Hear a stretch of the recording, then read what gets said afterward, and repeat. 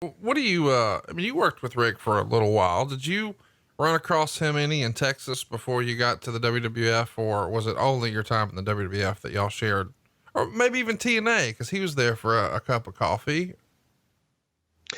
Rob wasn't there when I was in TNA, but I did know Rob when he first broke into the business, and he had come into Mid-South Sports, whether we were UWF at the time, and worked with Eddie Gilbert and Sting when Sting had just broken into the business as well.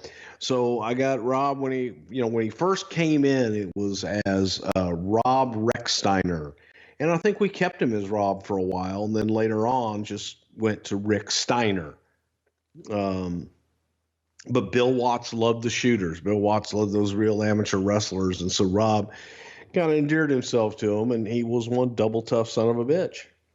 What interaction have you had with Buff Bagwell over the years?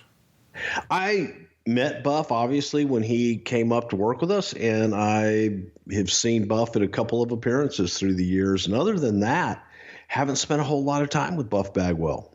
Why didn't you think he ever got another crack at the WWE? I think over the years he has theorized that he was essentially blackballed by Jim Ross or somebody in the front office, and he never got another opportunity. Obviously, you know, what happened at with Shane Helms sort of was what it was. And I think JR has said that his mom called in sick for him or something. I mean, there's lots of rumor and innuendo around Buff Bagwell, but it does feel like usually in wrestling, the company lets bygones be bygones. And if once upon a time you were a star, you get another opportunity. Bagwell was a feature player here for WCW for a long time, but for whatever reason, never got that second look from WWE. Why would you think that is?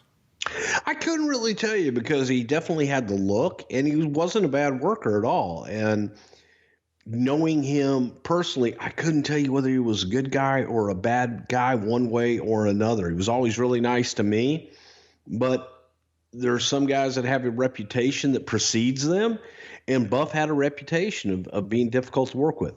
Never witnessed it firsthand. And Buff was one of those guys that, you know, was synonymous with WCW and Nitro at the time. So it was, I don't know. I couldn't tell you. I don't know how much Buff even tried to come back.